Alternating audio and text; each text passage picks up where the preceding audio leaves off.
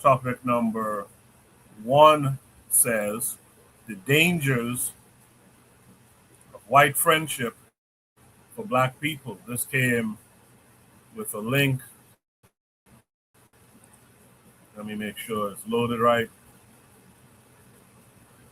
This first link is going to, all of these attachments are going to take us to Instagram. So let's load up the first one. Trigger Happy is here saying peace, peace as well. Let's go here. So this is the first video, and then I'll play the next two, and then after that we'll discuss it.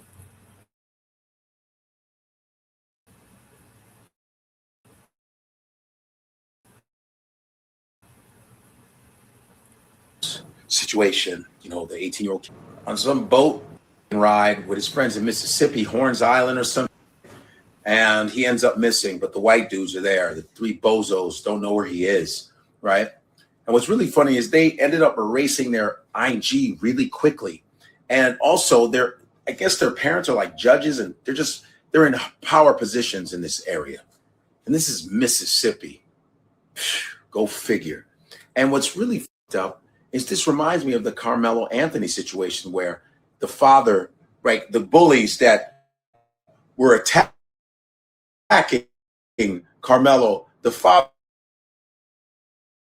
hooked up with the judge that would preside over the, you know, there's this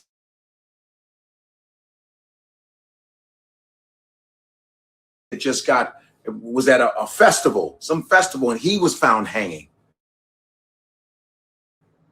Yo, listen, man, what's really messed up is there's footage of this kid having an argument with the white dudes. They're having an argument with them. Like, hey, you can't get back on the boat. There's an argument. It's a real quick video.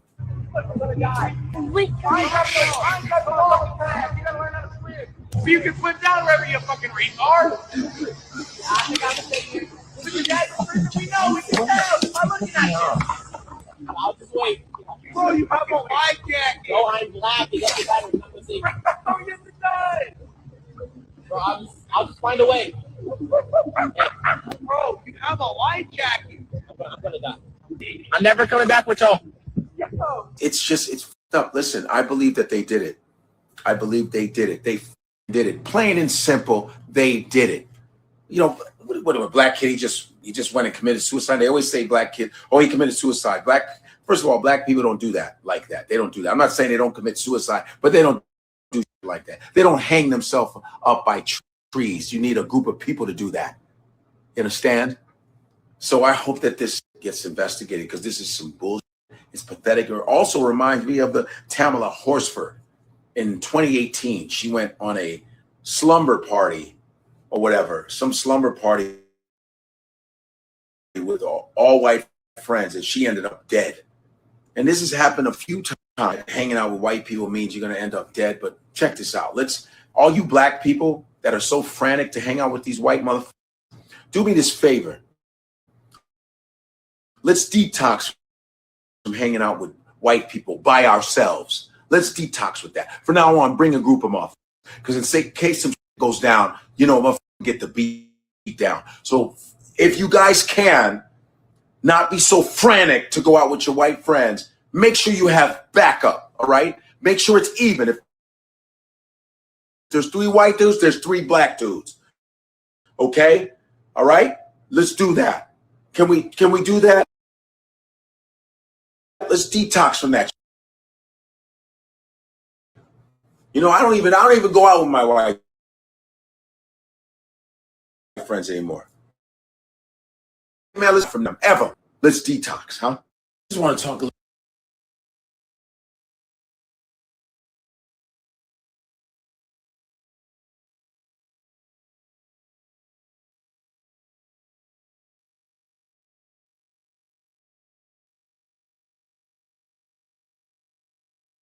more I learn about the Nolan Wells case, the more I'm convinced that it was a Klan initiation ritual. One kid's parent is a judge, another kid's parent is a lawyer, and another kid's parent works in the jail.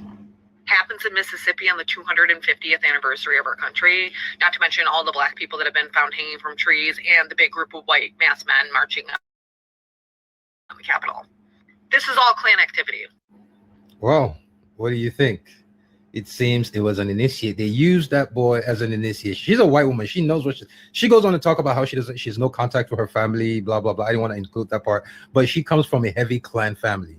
And I don't know if they're heavy or two about the Klan. And she's telling you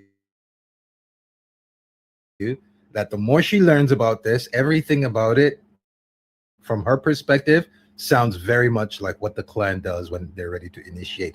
If you remember, Los Angeles County, same thing. When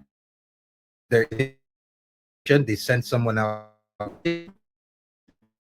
gang along the sheriff's department to beat, literally. Here we are now. And one thing I wanted to say, I've been scrolling on Facebook today, and something has been bothering me. There's been way too many black people bragging about being the only black friend in a white group and coming back alive. So they're claiming it has nothing to do with race. This is on Facebook. It's mind-boggling. But yeah, what do you guys think? White woman says it's a Klan initiation. One's a judge, one's a lawyer, and one works it. By the way, the Klan are all the top. The KKK are all the top. Like state of Florida. FBI did an investigation and found out. Let me show you. I seriously tried. I can't find that specific article, but there's a bunch of articles. There's this one. There's another one. Fruitland Police Department. Somehow it has been scrubbed off the internet. Department of Police Department was actively hiring Ku Klux Klan members. Like they would go to a meeting. They would put. Shit is crazy. But anyways, what do y'all think? The number of white is mind-boggling. Yeah, how many lawyers? This is something they have specifically done on purpose. So in America, that the fates of black people, those positions largely, most of them are held by members of the Ku Klux Klan. Judges, prison guards, prison officers, bankers, like positions that decide the fate of black people. And people don't realize this. Black people in comments, they saw, like they're held by their great grandfather or grandfather who was born slave.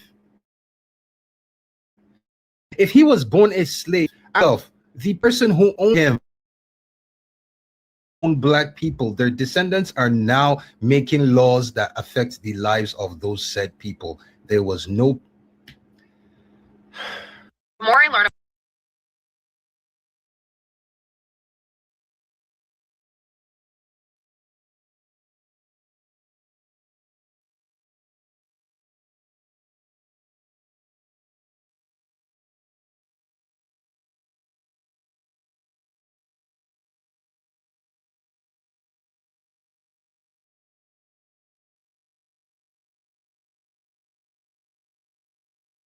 Can't hear it, brother.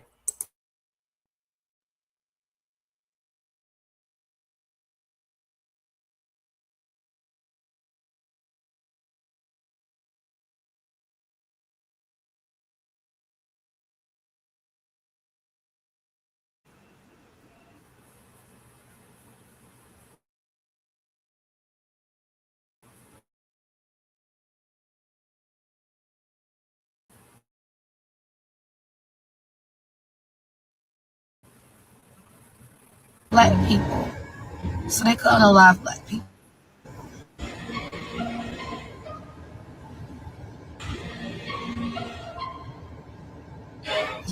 But y'all don't think racism still exists.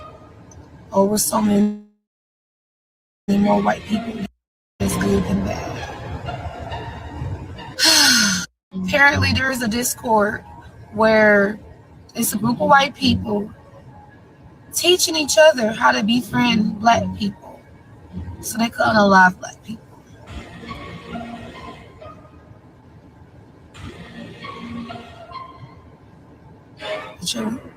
But y'all don't think racism still exists. Oh, with so many more good than bad. Apparently, All right, so those are the three attachments. Sorry for the buffering computer. It's enough, of course. With that said, man, let's welcome our brother Anthony to the panel tonight. Anthony, how are you?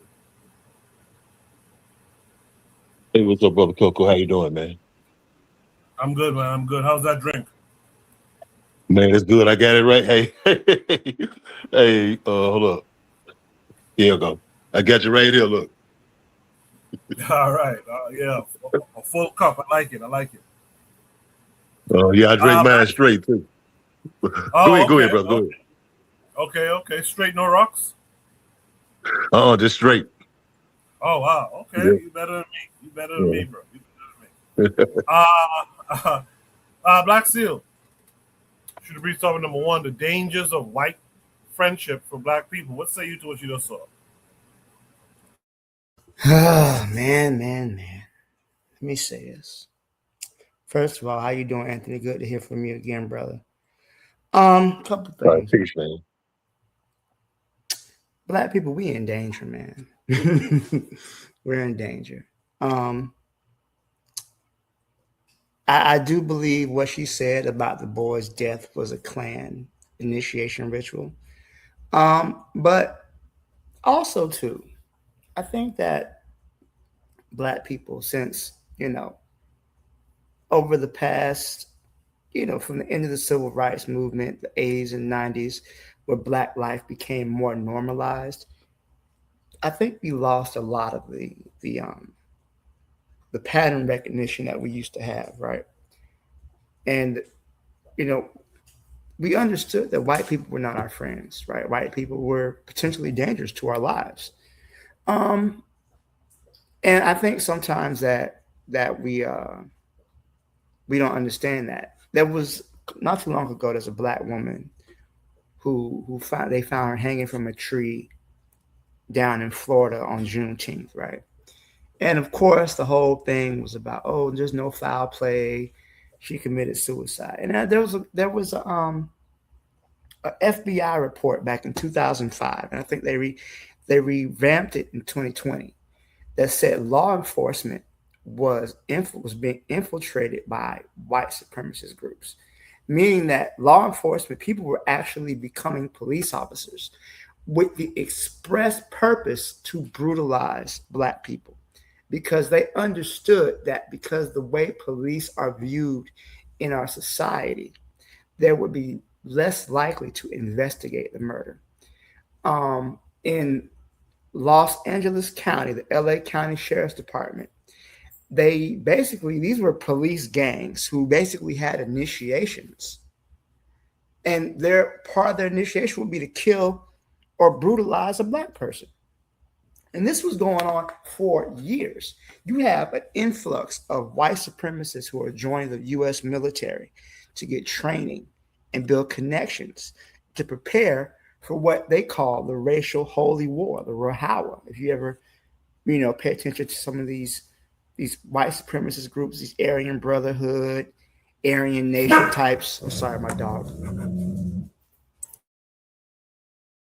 These people are preparing for a combat. Hold on. Hush. They're preparing for combat. They're preparing to get ready for a situation where white people can take control or they can kill as many non-white people as they want, right?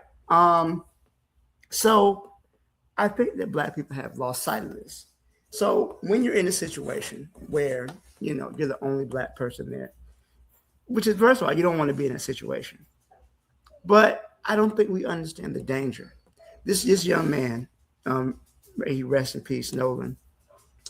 his mother was, I think she was like half Filipino. His dad was black. His mom was half black and Filipino, right? I don't know what they taught him at home. I got a cousin. I got a little cousin. He's my cousin. His father is my cousin. His mother is, biracial. Her mom is white, her dad's black. So little cuz lives with his white side of the family. And God help me, he gonna be the next person they find missing. It ain't his fault. He grew up with his mom's side of the family, and they're white. They got this boy going to rodeos and cowboy shows, and they done dyed his hair blonde. If you look at he's on the baseball team. He's the only black kid there. Every picture you see, he's the only black kid there. His white grandmother don't think he's really black. She say he's mixed, right? So he's not going to be impacted by it. And the boy is black as the ace of spades. Like you wouldn't even know his mom was half white. Anyways, I feel bad because my little cousin, he's being set up. He's being set up bad. In about 10 years, he's gonna get a harsh awakening. But I think that sometimes what Dr.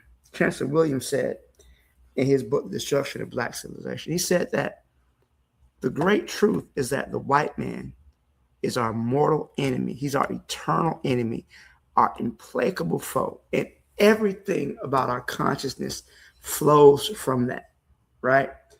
That the white man is our enemy. And it's always funny when something like this happens, because if you don't recognize that number one point, the white man is our enemy, then we're in trouble. And there was something going around about people were bragging about, oh, I hang out with white people and nothing happened to me. Look, man, at this point, it's about triage, right? We can't save everybody. We got to recognize some people who are too far gone. And the reality is that in the United States, at least, right, the rest of the whole world, the United States is a fascist country, right? We have a rebirth. We are in a white supremacist renaissance. Not to say that there weren't white supremacists before, right? There weren't white nationalists before. But because of the climate, they become more emboldened, right? And I feel like when you walk around with your head in the sand, you're not paying attention, right? This stuff is going to happen. In no way do I mean to blame this young man for his death, right? I don't like to blame the victim. The only thing I could say is that we don't expect, when we get to situations, right? You understand, a rabid dog is going to bite you. The point of you telling a rabid dog don't bite is pointless. What you can do is protect yourself and be aware and be conscious and understand the climate that we are in. I'll leave it there. Thank you, Coco. Yeah, I appreciated everything you had to say there. And I hope that maybe even yourself or someone else in the family can get to that kid so he doesn't have that harsh wake-up call in the future. But I really do appreciate what you had to say there. Real quick in the chat, Lord of Slaughter said MTV has coerced people into believing they are equal to the European. The matron, our matron says, we should never be the only one in a group. We wind up dead. There's no reason to be the only black amongst them. Lord of Slaughter says to the matron, I don't think we should even be over here with them anymore. 400 years and they still haven't changed. Trigger Happy, in response to something that Black Steel said it's pretty insane then that they do a lot of these things to random people in a ritualized sense. Yeah, now we getting into what their culture and mindset is. We've allowed them to bring, like Black Steel was just talking about the Renaissance, to bring some shit back. They're bringing back lynchings now and saying that it's a suicide.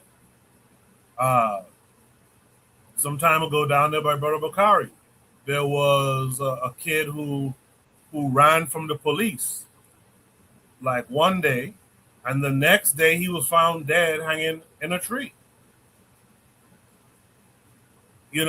Like we've sat up here and allowed these people to bring some shit back. And now the new thing is, well, we'll sacrifice their children. We'll just drown them. We'll just drown their people. You know, there's been a joke going on for about 50 fucking years that they can't swim. We'll just drown them, and the belief will be that they drown. We have done a bad job with this. As I mentioned him, I'll get to Anthony on this next after this person. Brother Bakari said, Brother Bakari, how are you this week? I'm great, man. How about you? I'm good. I'm happy. Everybody on the panel, everybody in the chat. You know, I didn't hear all the videos, but I get the gist and I listen to Black Steel. But you know something, Coco, is a conversation that me and you held a few days ago. With all this go over social media, when my white friends, you just mentioned about people talking about I have white friends and they don't bother me. You got so many black people on social media, when I'm with my white friends. It's like, it's as if we are trying to force white people to say they love us, right? And we want to be your friend. It's like that's what we are trying to force something that is not natural. And the things that we are doing, you know, and I don't even like Chris Rock at all. Chris Rock said black people need to stop. I've read this quote, so they say he said it, I ain't hear it. Black people have to stop screaming about racism and own the choices that we make. And that sounds harsh right now in this climate, right? But in all honesty, we have to own that choice when we say going to live around these people is safer than something like this happen. You know, not just Nolan. Most people don't even know about the black guy in Georgia that was out on July the 3rd with his friends on a boat by himself and just jumped in and they never found him. He just jumped in the lake, him and his white friends. Most people don't even know about that. And you can look it up right there in Woodstock, Georgia on July 3rd. Most people don't know because they ain't talking about it. Look at the guy from Illinois that went to Michigan with his white friends, had a mental breakdown. His white friends, he had a mental breakdown. They watched him climb a tree, watch him get a rope, put it around his neck, tie the rope to the tree and kill himself. According to them, that's how it went. That had to be how it went. He hung himself during a mental breakdown, right? And if y'all out there and y'all know this, obviously you've seen it, right? So you let all of this happen. But we got so many people on social media trying to force down your throat that my white friends, or my non-black friends, you know, we give everybody get a pass. But people will continue to do the things they do to us because they know there's nothing going to happen. 90% of the time, they ain't going to jail. And 99% of the time, black people ain't going to do nothing but talk. One thing I did respect about what the Hebrew Israelites, IUIC, did in this case in Mississippi, they went out there and for a whole weekend, they were so loud and they had so many people with them and they were just out in front of white businesses. I got called from my people down. They shut down. They made white people shut their business down for the whole weekend. They're out in the streets. They were doing something. But man, ain't nothing gonna happen, bruh. And this is why, well, I ain't gonna even get off into that, but I know why we need a militia and why I don't like people who crapped on the militia that we had. But if don't nothing change, they know ain't nothing gonna happen.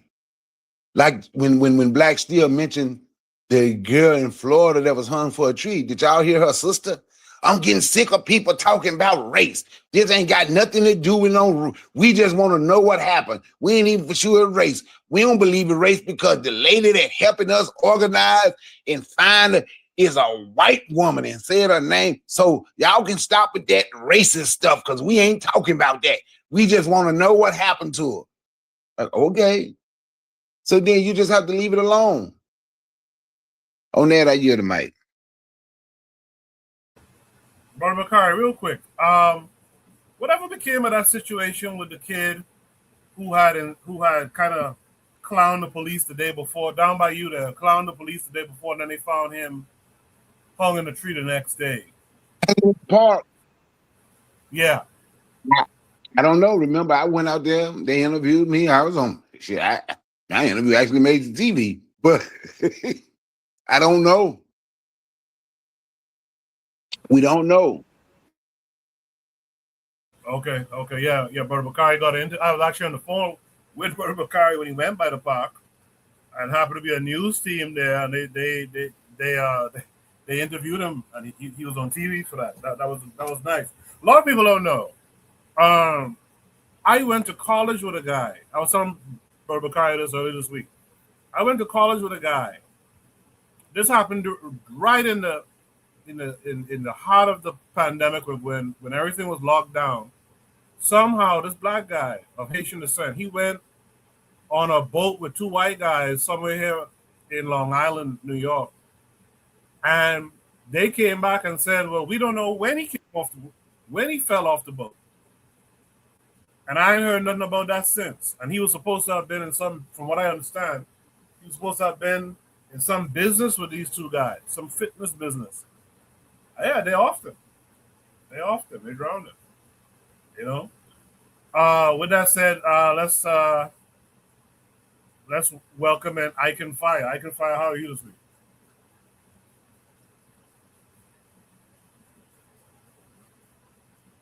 Hello, good evening, everyone. Yes, sir. Um, yeah, respect to everyone. Um, so we have to blame ourselves for these situations. You feel me? We have to blame ourselves for these situations, and we don't. Somebody is making us forget our. Somebody within us, within people within our communities, are making us forget our heroes, making us forget to respect them, making us forget what they tell us to do. Somebody is softening us up to white people. It's not just white people alone doing that type of stuff. People within our set are constantly moralizing white people towards us, and they make us fall in these traps all the time. Now, look, I said it a lot of times. A baby don't have ideas or theory or sins or none of these things. A baby is brand new. The baby can be turned into anything by 17 years. So it takes 17 years to actually change a generation. Well, 18 years to actually change a generation. It depends on what you teach them. But a set of people, is making things recurrent in our societies where there's no cap. No, there's nothing to put a cap on our moralizing of white people and our immorality between each other, towards each other. Somebody is keeping this status quo going. And I'd have to say that, listen, it's between both genders, and I'm talking about genders, male and female. You feel me? I'm telling you that the males are trying very hard. The males, some of the females, but the males are trying very hard to keep things in balance and to put things in balance.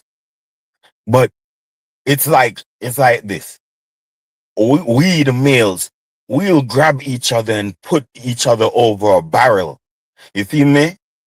Maybe put his winky between in a hole and whip his ass until he get it straight. But women always get away with what you call accountability. We men, we shoot each other. We do all type of drastic things to tighten each other up. But the women always get away with accountability. I think we figure that the woman always is in good character. You feel me? So they'll never get off course. So they don't need a certain type of accountability or acknowledgement. You feel me? So, but and I think that's what's going on, where we are being countered by our black woman. Them thinking that it's easier to sit on white daddy's lap and to get the crumbs. You feel me? I'm just talking about the majority of them. I'm not talking about all black women. You feel me? Because a lot of black women fight toe to toe with alongside the black man and our Pan-African Black Conscious mission, because there is nothing else for us. If anybody try anything else outside of Pan-Africanism and Black consciousness, you are practically evil towards your own black people. You feel me? You are a counter towards our upliftment as a people globally. You feel me?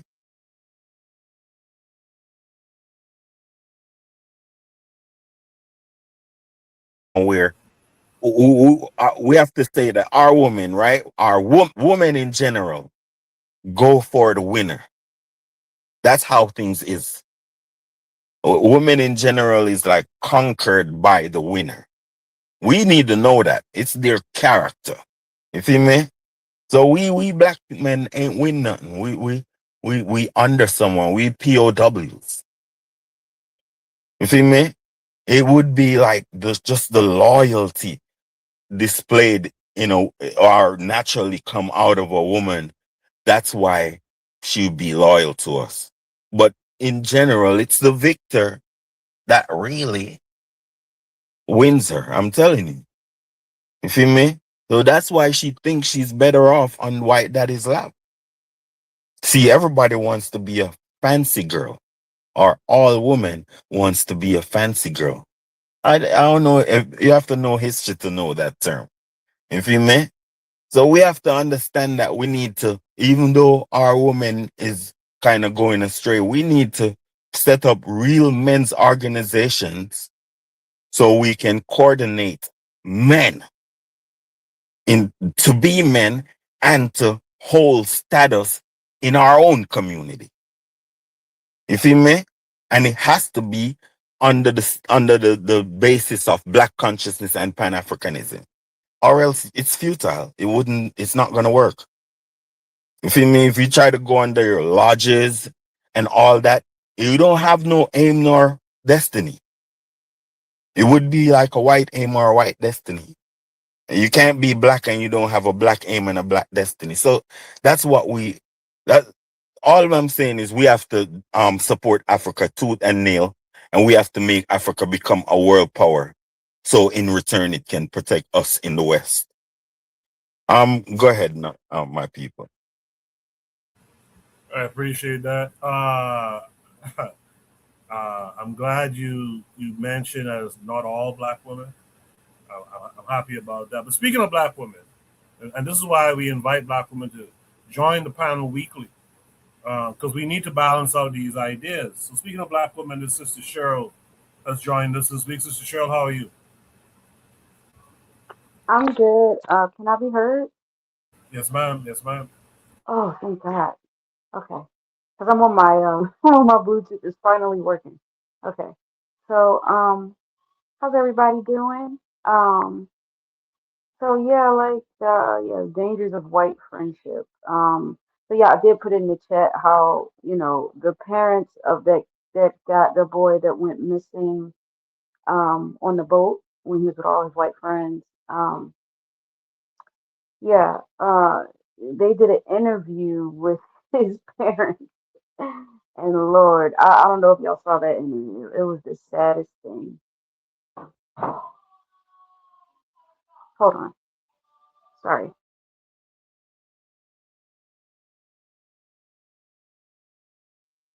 sorry guys.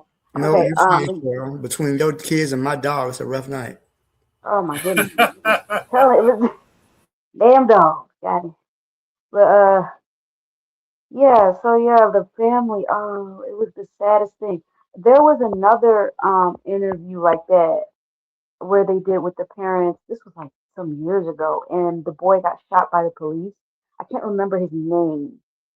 I wish I could remember his name, but I think they went up in his house and they shot him.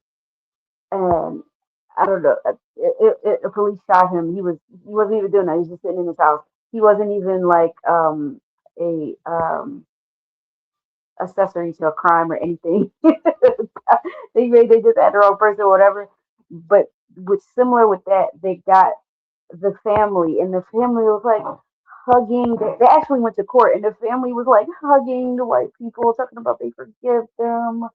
Oh, white media loves doing stuff like that. They love parading the family, the passive family that believes in racism, but not really.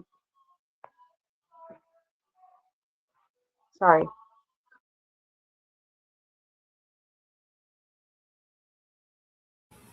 While we wait for Sister Cheryl, make sure to hit the like button for me. Shirley, you back? Yeah, I'm here. Sorry. So yeah, like white media likes to do things like that. And also another thing too, with the previous what's this guy I was speaking again? Is Icon Fire. Icon Fire, sorry about that. Um he did what was that one? Trying to remember exactly what he said. Um damn, I lost my train of thought on, on that one. But I think um he was saying, well, he was saying like why are people like this? Like it's we kind of gotta blame ourselves, but also you gotta remember, um, like there are some black people, especially I'm not sure anywhere, but especially like in the West that were raised by white people, and if they weren't raised by white people, they had white people in their schools, like their teachers. The majority of teachers are white women, remember, in the United States. And so when we're conditioned to when we're around them, we have more of a patience for them. And yes, Stockholm syndrome, all of that. Um, but more specifically, we tend to give them a pass, and it's because of yes, the history of slavery, but also um, because you get people that come over from the continent, they do the same thing. It's all of that. It's religion. It's all of that together. But socially, we're socialized to even if they do something bad, we'll give it a pass, or we'll say, well, not my white friends, or not my white teachers. They would never do that. But they they have a specific ideology. It doesn't matter if they're liberal or they're conservative. At the end of the day, they're white. So I mean, they're gonna do what they do. But black people have a serious mental problem. The only reason I can speak to this is because I have a family member who, until recently, like I knew my this family member was in. I have a family member in foster care, But foster care during the 60s, um, the early 60s in Philadelphia, you could imagine who's fostering these children in the heart of Philadelphia. And it never really occurred to me that my family member was fostered by a white family. Never even occurred to me because I'm like, when I grew up and like Philly's so black, there are white parts and everything like that, but Philly is like one of the blackest cities. Like, yeah. So I never met something like that never occurred to me, but it makes so much sense for his family member. And a lot of our people, I say that to say a lot of our people have low racial self esteem. We because of that. And that's why we seek that validation from them. Because if we weren't raised by them, they were in our schools and people think white female teachers are the nicest thing. Oh, we think this white teachers. Oh, there are teachers, they would never do anything. Or and white female teachers, they're not going to be like a white male teacher. They have a whole different approach. Like they'll be nice and they think, oh, you can talk to them. They're nice and uh, you don't know white women. Like if you have not lived with them, you don't know them. Like unfortunately, I've had to live with them, so I know their habits, I know their behaviors, I know how they act. They're different. They are different. They're very, very different. And you think that they are the okay ones because they're cordial. No, no, no. That's not how they work. So I mean, it takes a hard thumping on the head for us to figure this out. And even then, it's still not gonna. It's still doesn't do anything for us. That's why I say, for me, America is like a dead. It's like a it's done. Like you either conscious or you're not. For me, it's just there's nothing that you can really build in America. There's nothing that you can do here. Like the conscious community can do something. You can a lot of people can't just get up and leave, but as a whole, we should be making our exodus. Like I'm not saying like we have to do it in this generation, but we should be encouraging our children to get up and go and seek out other places. Get passports for other places in other black countries because this isn't it. You can't for all the black people that think they're gonna have, they're gonna buy their house in America and everything's just gonna be honky dory, everything's gonna be great for the next 50, 60, 70 years. It's not. It's not gonna be great. It's it's all like literally after the 60s, it's all downhill. A lot of black people don't feel like that or realize that because maybe they have their house and they have their good job and their pension and whatever.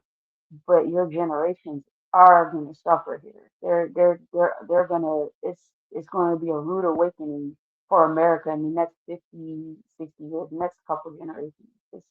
It's not it's not good. We should be in a black country. We should be somewhere where I'm not just saying get up and go anywhere. I'm just saying go somewhere where there is where you see where there's a group of a black country where you know that you can find like-minded people because America is not it, and this whole thing is it's just it happens every year. Like every year, black people get this amnesia, like it never happened. Like it be happening every year, especially in the South. So I don't know. I just leave it there. Appreciate that, Sister Cheryl. Yeah, I told my children I want them, I want their grandchildren, so my great grandchildren, I want them to be out of this country and in a black nation by that time. I think that's a message we should try to foster more too. Incremental, bit by bit, but by a certain generation, let's be out of uh, let's be out of these people's control. In the chat, a lot of Sauter mentions the old Rodney King interview while Sister Cheryl was speaking. And he quotes, "Can we all just get along?" And the answer is no. Black Steel in the chat said, "Look at who was sleeping with the youth, white women." Black Steel, what you wanted to expound a little bit before I throw it to to Brother Anthony? Um, the majority, like if you look at the child sexual stuff, the women sleeping with kids, it's just a lot of them is white women, right? A lot of them is white women.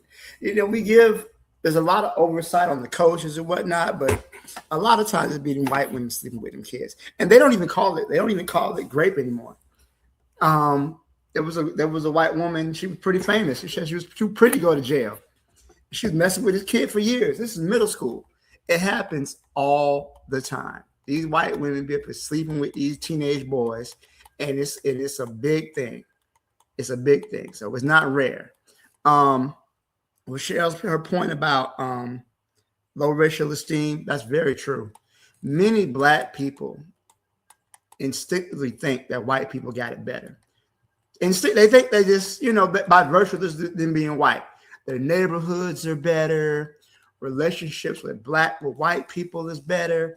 You hear white women, black women saying, give me a white man. You hear black men saying, I'm gonna give me a white woman. It's just the whole idea that white is right. And if you go, the closer you are to white, the closer and the safer you'll be. White people neighborhoods ain't as violent as black people neighborhoods, quote unquote. White people have better stores. It's all type of nonsense. But there's a lot of people who really believe that white is better. And so they're going to cling to an all-white friend group because white people are just better.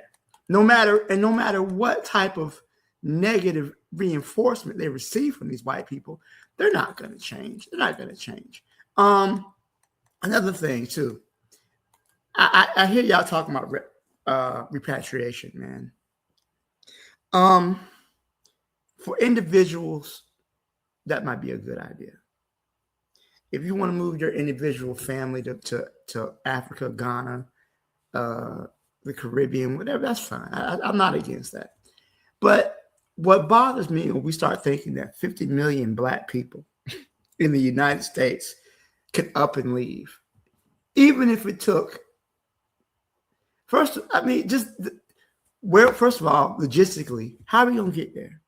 The ships, airplanes, boats, submarines that would be necessary to move that many people. You're talking about an endeavor that would probably take centuries. And then you have to remember, black people are being born every minute in this country. This plan was floated in the Civil War, actually.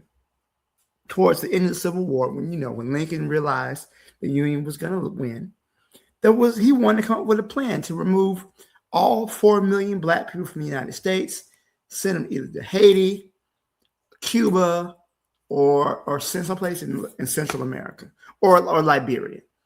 And they realized that as fast as they remove black people from this country, there will be more born. There's not a logistical standpoint that black people can be removed from this country. However, I will say this, it's not necessary to remove it from this country because where goes Africa, goes the race. Once Africa is built up, once Africa becomes a global world power, African people everywhere will be respected.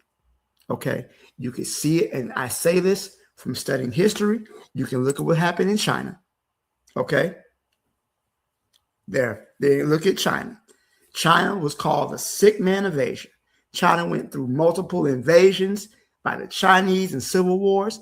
They built their country. Now, Chinese people are protected no matter where they go because they know that China has the economic, political, and military strength to defend their people anywhere in the world. If you want to move back to Africa, that's fine. 50 million people, black people in America. That's not going to happen. Most of us are poor. You can't afford visas, passports, and when you get over there, you got to find a place to live and have another language. No, build up the continent. I'm not encouraging black people to be sitting ducks because I said build up the continent. The continent has to be built up and has to be able to exert pressure on our oppressors. Right now, nobody takes Africa seriously. Look at what's going on with them black women that go to Dubai and are maids from Kenya and Tanzania. They treat them women like garbage and send them back. They don't treat the Chinese people like that. They don't treat them like that because they know that they can they had the power to do something about it. That's all I'm saying. That's all I'm saying. Appreciate that, Black Steel. A lot of thought in the chat said not 50 million. He says, I have constantly said people are lost and y'all not hearing me. Trigger Happy says, well, someone's mic is open. Yeah, Trigger Happy says, well, better start thinking about New Africa. Either way, I think repatriation usually is framed for those who can do it, and it should be organized for those who can go. The rest could be that of New Africa. Every solution we are posing is also not immediately realistic. Even New Africa is not realistic. So I don't mind people posing the solution. He says, if not those solutions, whether you like it or not, you are encouraging Black America to be sitting ducks. He says, you need people of the diaspora to help build the continent, LOL. I know Brother Anthony has been patiently waiting for his turn, but Anthony, I want you to hear everything everyone else had to say, and now I'd like you to give your thoughts on the topic at hand. Okay, all right. Yeah, man, that was I had my auntie that came and brought me some stuff. I had to go ahead and holler at her real quick. But I think that, well, first of all, I want to say, like, to the brother Black Steel, I don't think that most Black people even thinking about going to Africa. You know what I'm saying? I mean, me personally, that's something that I would love to do, but I don't think the majority of people, thinking of that as an option anyway. You know what I'm saying? And so, I mean, I heard what you said about that. I can understand. You make a lot of sense of that. But like, I don't think that most Black people are thinking about that. And even if we was going, a repatriation was a real thing to us. You know what I'm saying? I mean, there are other options too besides the continent. Because if I looked at this here in 1980, I think around 1980 to 83, there were about 8 to 10 million Mexican people in the United States. Today, they're over 55 million. You know what I'm saying? And that didn't take centuries. That was just about 35, 40 years ago. You know what I'm saying? So, I mean, people can move around, to different places and everything. Not that I think Black people want to do it because, we too tied here to this country. You think this home. And, and another thing that I heard, I always thought about the whole New Africa thing too, but in a real way. You know what I'm saying? In a real way, not just this ideological kind of thing that they have, the Republic of New Africa, and all of the stuff that we know about the Republic of New Africa. But I mean, there are places like Louisiana, Mississippi, Georgia, places that have 35, nearly 40% Black population. If Black people move back to these places, we could become a majority in those places. You know what I'm saying? They have some kind of political power. You know what I'm saying? And that could actually even lead to maybe self-determination one day. You never know, man. No, we don't know how this country going to be, because to me, this country is on the brink of a splintering anyway. When you really think about it. But to the prompt though, to the subject of the prompt, I think that it goes to our consciousness as Black people, in America and around the world, man, that or our lack of consciousness. Because if we had consciousness, we know that what we need to do is organize. We need to organize. I like what the brother said about the brothers in the purple. How they was. I was looking at a video of them the other day doing some stuff. You know what I'm saying? Whatever we think about them brothers in the purple, one thing they do, they hit them damn streets, and they ain't scared. They doing it. You know what I'm saying? Whether you agree with their ideology or what. But I think that we as Black people, we're not organized enough. You know what I'm saying? We could stop all of this shit, with our brothers and sisters getting killed and hung in trees and everything. But we scared. That's one thing, we scared. We scared because we believe that ideology that we have, that the white man and the white woman is this and that, and God and everything, godly, God's people, whatever, all of the stuff, that our mind think about them. We scared to kill the motherfuckers. You know what I'm saying? They could kill you all day and we'll go protest. We'll go and march and we'll do this and do that and talk about this and that. And you know what? And it'll be on to the next one, to the next brother and sister get hung in a tree somewhere. We're going to run our mouth. We ain't going to do shit. instead of getting some guns and going out doing some regulating. You know, they say, oh, that's easy. Well, okay, yeah. Well, you know what? It's easy for you to do what you're doing too, which is nothing. Not doing a goddamn thing. You know, because we scared. We scared. We scared of that God. We scared of the white God, the great white God. You know what I'm saying? Manifested in the white man, white woman. So we can't do none of them. They can do shit to us, but we ain't gonna do nothing back to them because them God people. You know, that's in our mind. I ain't getting on no spooked out stuff, no religious thing, but that's in our mind. It's embedded in our mind. The whole mental side thing. You know what I'm saying? We just worship them. We worship them. We want to be next to them. What Brother Malcolm said, the Negro said, I'm the only Negro around here. You know what I'm saying? That's why you got killed by your white friends. And every time you look around, a brother on a ski boat and, you know, and somewhere here and everything. Look, man, I live right here in Shreveport, Louisiana, and I got, you know, this is a 50% plus black city. I have Negroes that I don't want to go fool with. You know what I'm saying? It's some of my partners who got friends who I know that kill people and do all kind of crazy shit. I don't want to go nowhere with them. You know what I'm saying? Let alone getting on the goddamn boat or going on some hunting exposition or whatever. What's up with a bunch of white folks? Look here. We believe that the only enemy in this country to black people is the one that's in the mirror. And in a way it is. Because our mind. You know what I'm saying? And which takes us off of the real enemy. Ever since this country been in existence, black men, women, and children, we done been the target forever. You know what I'm saying? Yeah, you came to after okay, so let's go after our enslavement in this country, and now we free people and citizens and everything. And you get into later periods like the Cold War where America had to act like it's the beacon of liberty and everything, because you know we can't be the center of democracy and freedom in the world, but still treating black people bad. So they try to clean it up a little bit. And the reason why I'm saying that is to my brother Black Steel. This not no a bunch of these white nationalists or all these people like infiltrating the police, the military. They always there anyway. They've been there. You know, the United States Army has always been a white nationalist force. The police has always been there. Your black ass always been the target. As always, you know, they put a little cosmetic facelift on it and everything. They're like, hey, we'll even give y'all a black president. See, we ain't racist no more. It ain't like that no more. Black people ain't suffering no more. You know, white folks loosen up to get a tighter grip. You know what I'm saying? So now when you see all this happening, it's been happening. Ask Brother Bakari. I remember about 10, 15 years ago in Mississippi. It was a jail in Mississippi. It may have been in Jackson. Well, about over a period of like 3 years, 30 or 40 brothers got hung in the jail. You know what I'm saying? We talking about suicide. They say it was suicide. 30 or 40 brothers killed themselves. Come on, man. You know we don't do that. One or two us, yeah. But this been happening. Black brothers been and sisters been disappearing all over the place. It didn't just start.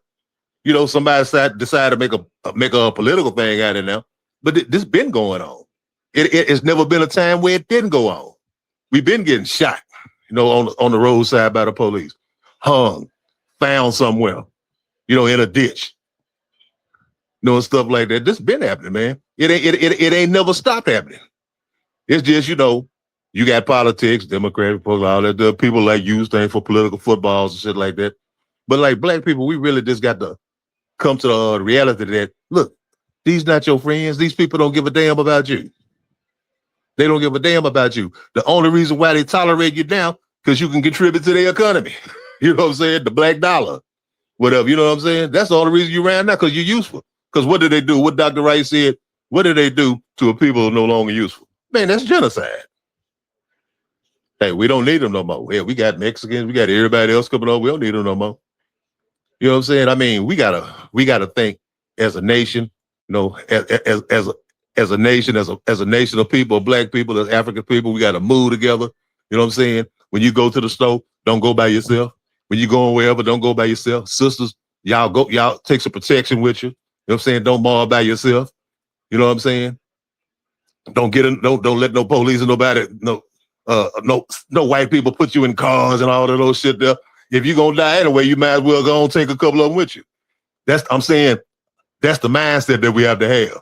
Well, if it's my day, it's going to be your day too. You know what I'm saying? But we don't have that mindset, because guess what? You know what? Koku, I'll shoot your motherfucking black ass.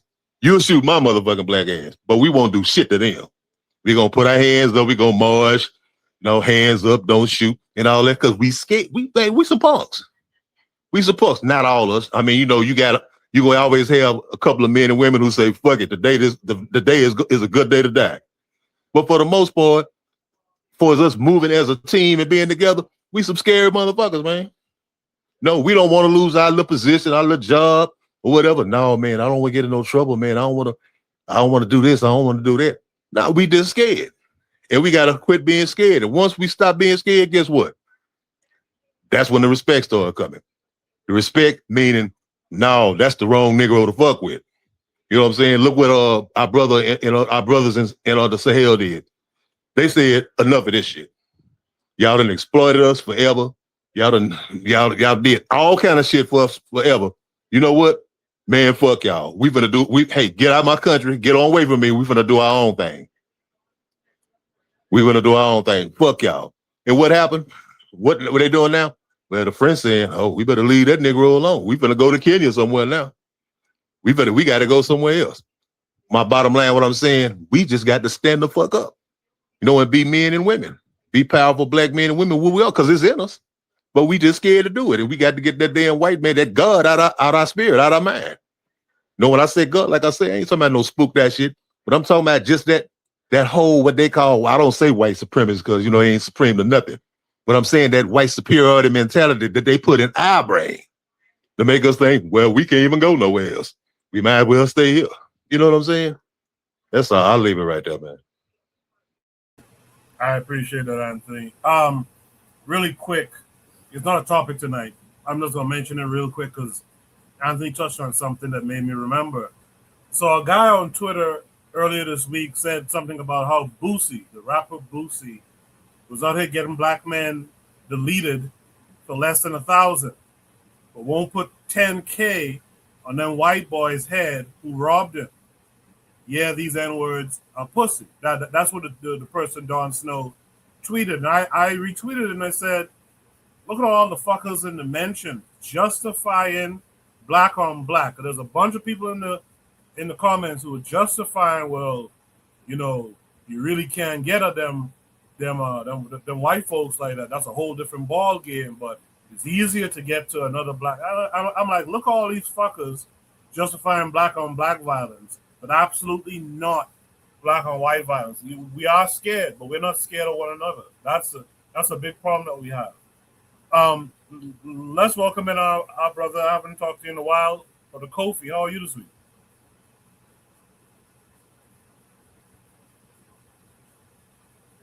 Kofi, if you're there, you're muted. All right, maybe Kofi stepped away or something of that nature. But Lord of Slaughter in the chat says leaving them is the solution, right? I think I'll let that be the last word from the chat on this topic. Does anyone have any last thoughts on this particular prompt? I think I might have. Yeah, Kofi, I called on you like a minute ago. Oh, my fault. My fault. I mean, I know you want to end this topic right now, but Go ahead. I love playing devil's advocate here. I agree with what everyone is pretty much saying about, you know, our relationship when it comes to white people in this country and all throughout the world. But let's stick with United States of America right now. Are we saying, I ask this question to the whole panel, are we saying all white people are bad and evil and we cannot be friends with any white people when we know there are factually in history a small amount of good white people? Like the Underground Railroad wouldn't exist if it wasn't for white people. They had white people putting their lives on the line during the civil rights era that died with black people during that time. So my question to the panel, are we saying all white people are bad? And now when it comes to the brother on the boat and things like that, I don't think that brother had, again, I think it's kids going to do what kids want to do. But I teach my kids, because my kids have all types of friends. If I see them hanging with a particular demographic of kids that are not really black, they be good people and everything. I let them know that how those people, maybe not them, but the majority of how those people see black people as a whole. So maybe that's a failure on his parents with the Nolan kid. But basically, my question is: are we saying all white people are evil? Pretty much. So Yes, Kofi, I yes. feel like you opened up a. Can I answer that Oh, question? please let me answer Hold that. on. Let me speak first, and I'm not gonna take long, right? I'm gonna Yeah, speak why we can't speak first? because I was speaking first. I'll be rude. Kofi, I feel like you opened up a can of worms with that topic, man. Are all white people bad? Absolutely not. But all snakes ain't poisonous either, right? All white people aren't bad the same way. Shout out to college. Ain't poisonous. All right. I'm not gonna turn my back on any snake. I don't care if it's a garter snake, it could be an anaconda, it's a king cobra. It's the same way for white people. White people have behaved in such a way that they do not get the benefit of the doubt anymore. So no, all white people ain't bad. But at this point, we live in a dangerous world, and we got to side eye them all. Eventually, maybe they'll prove themselves to be right. But again, all white people, all snakes ain't poison either. I'm watching you either way. Keep my eye on you. I agree with That's that. that's I that's agree that's a with good that. answer. I agree with that answer. I agree with that Can I answer totally. Go ahead. Okay. But can I just say one quick? Oh, it's been so many bad. Let the woman speak. oh, I was gonna let him speak. It's okay. Go ahead. Oh, I ain't No, here. you get the woman get priorities. It's you alone. Who the hell is that talking? Let the woman speak. Why you want to talk in front of the lady? Go Put your ahead, phone on sweetie. mute, man. God damn. Go ahead, Go Sister Cheryl. ahead, Go ahead. nice lady. Cheryl and then McCarthy. Go ahead. So I love when people ask this because like I had to really learn how to refine how I respond to people who say things like that. And the best thing I could come up with is, it's not really good to frame things in terms of good and bad because it starts to sound like, oh, oh, they were mean to me. Like it sounds like we're on the playground or something. They're mean to me, so I'm not going to be their friend. But if they're nice to me, I'll be their friend.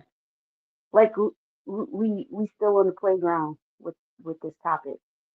And the best thing I could tell people who say things like that is that at the end of the day, when Chad grows up and he inherits his father's business or he inherits his father's house or whatever he does, you two become two completely different people. Like you're it's not the same as when you were kids.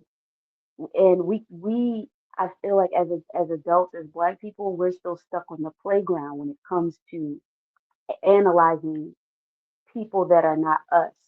And we still frame as adults, we start to frame things as good and bad, as if we were on the playground. But now it becomes more political because at the end of the day, white people have values and things that they want to protect. And they will do so by any means necessary. And they don't even have to tell you at the end of the day. So it's not about good or bad.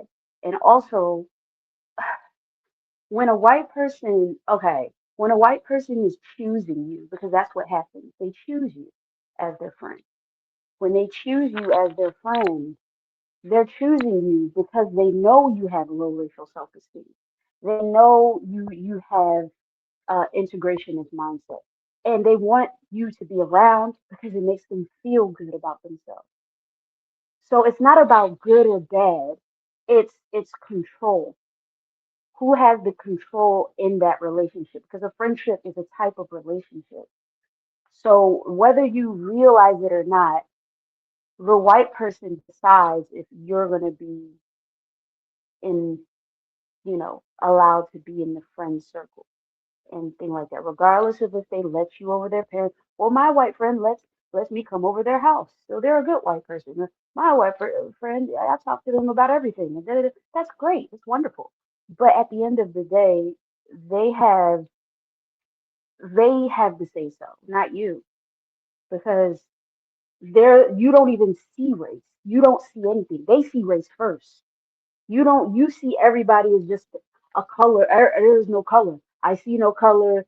I see no race, right? They see color. Every last one of them see color. They have the control over that relationship.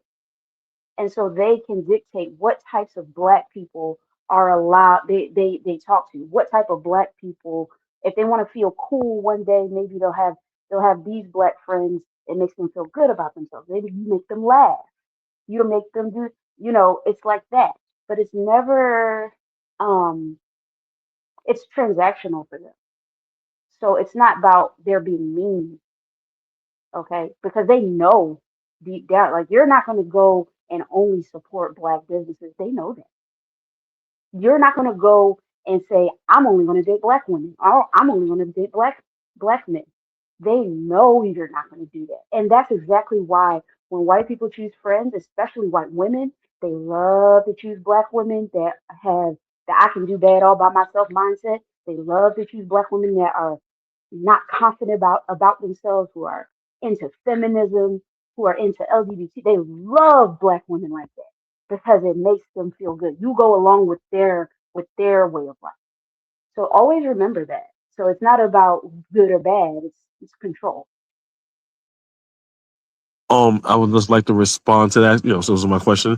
I totally agree with that. The only thing I would have to say with that is that I don't think I framed it as people on the playground because I use historical context. I use life and death as well as white people, the minority of white people that gave their lives. So I didn't do that. And two, you are right.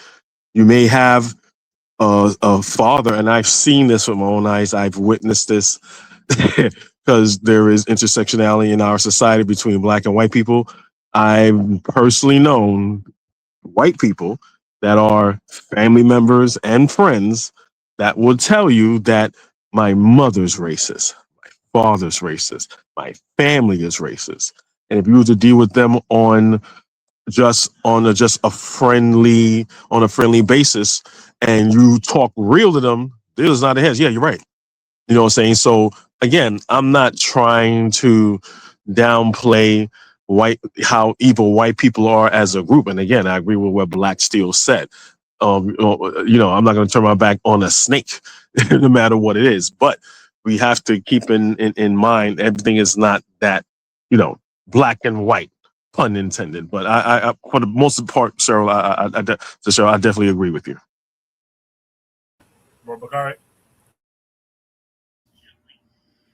Okay, what I want to say is, I know Kofi say he playing devil's advocate, but one thing, whenever we talking about what's going on, we gonna find one of us who want to know, can we figure out which one of the white people is good or bad? And I understand historical context. I'm gonna tell you something I learned. Right, I'm gonna start with my pops. It was this white guy that used to march and do all of that. Black people deserve the right to vote, and he got to know my pops.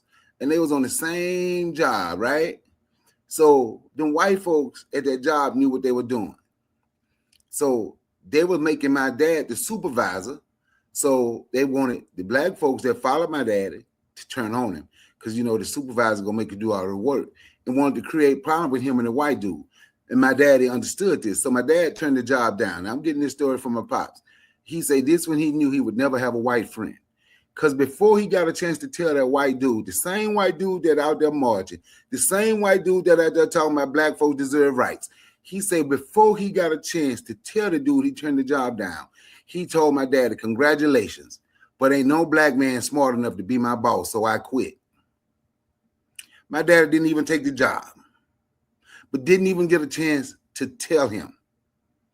So then we can go back a little further and we can talk about those Quakers, because that's who most of the people on the Underground Railroad were. If we truly study the Underground Railroad, and what made me study it, I was looking at this old movie, Halle Berry Queen, something like that. And when they had got away or whatever, and she was staying with some